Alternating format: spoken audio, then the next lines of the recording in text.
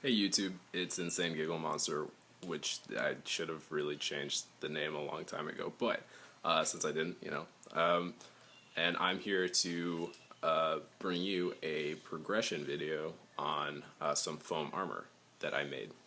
So check it out.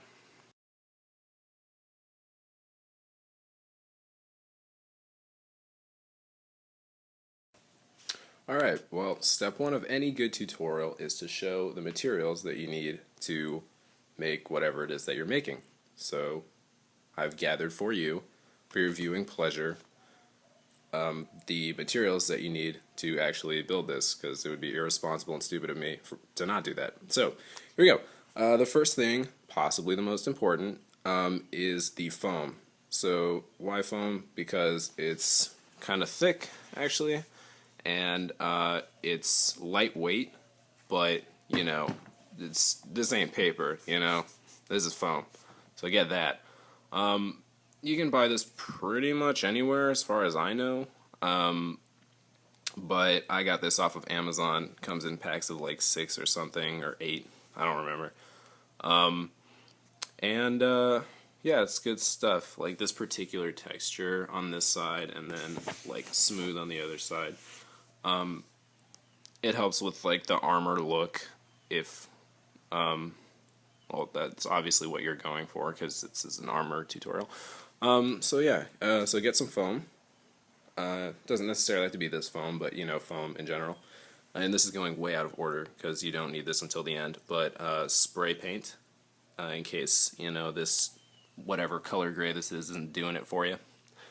A heat gun. So the heat gun is, I feel like, not a super necessary part of the process. It helps with when you heat a piece of the foam. Let me see. I might just have an example piece. All right. So for example, this piece, you can just bend it a couple times, and it'll do it'll stay like that. And if you don't need like a really extreme, like curve like that, because that's just not going to stay no matter how much I fold it. But if you heat this part and then press it over, it'll stay like that, which helps in some cases. So you don't need it, I think, but it does help. Next thing, yes, okay, here's this. Something to cut the foam with. I got lazy and just bought a whole knife set, X-Acto knife set from Amazon. You don't need to do that. It'd probably be a lot cheaper to just buy one. If you even buy it from Amazon, you could probably just go to any like craft store and get one for, I don't even know how much they are because, again, I'm lazy. But yeah, and you can probably also just use scissors, which I also have here, kind of handy. It cuts just as well, really. But I found I don't know, I like the X-Acto blade better. Paper. It's, what do I say, necessary? I might. So, you want it so that you can, as you saw earlier, it's just like pieces that I've traced on the foam, and then cut out. This is the template that I used. Actually, it's really bad, right? So it's just like, there's like nothing to it, but that whole thing is going to be the basis of my entire armor. So if you just get these giant square sheets, it works out pretty well. Yeah, it just helps. So what else? Yeah, I was spray painting earlier. Okay, it is really high-tech stuff. Can you tell? It's my garage with the washing machine.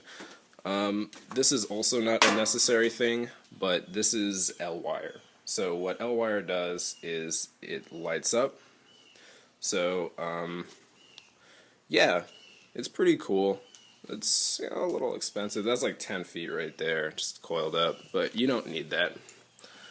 So if we come around here, and this is, okay, I'll get to that later, sorry. Yeah, glue gun, very important.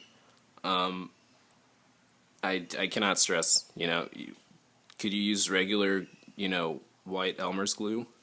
you could if you want to ruin your armor. So there's that. Don't do that. Hot glue gun.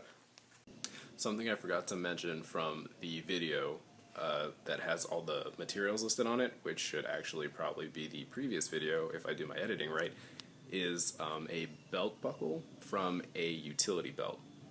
Or not necessarily a buckle, but you know, the little clippy things that you see in a utility belt. I guess is that a buckle? I don't know what that is, you know. But just get the full utility belt, and then you can like cut that part out.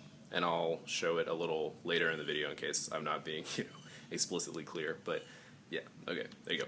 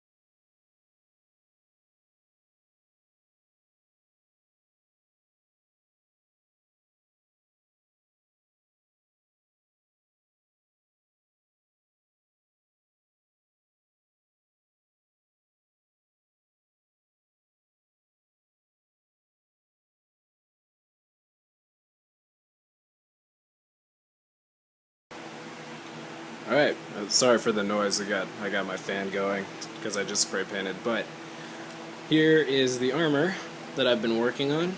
This is the back.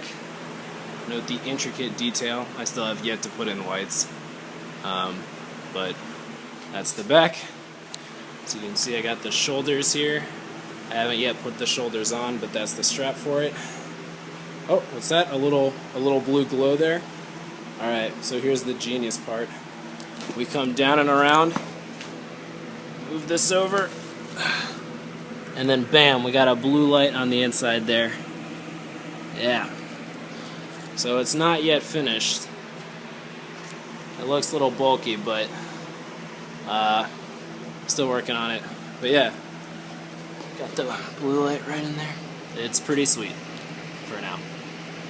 Something that I forgot to mention, quick tip, is that when you're threading the L-wire, if you actually buy it, if you want to put it in the foam, all you need to do to get, you know, a hole like that that would fit the L-wire like lead here is just a screwdriver.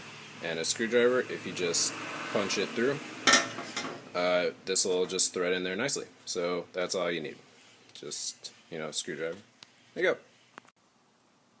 Alright, so in the previous video, this was already seen. I set up the light in the front here with L-wire. That's what this is.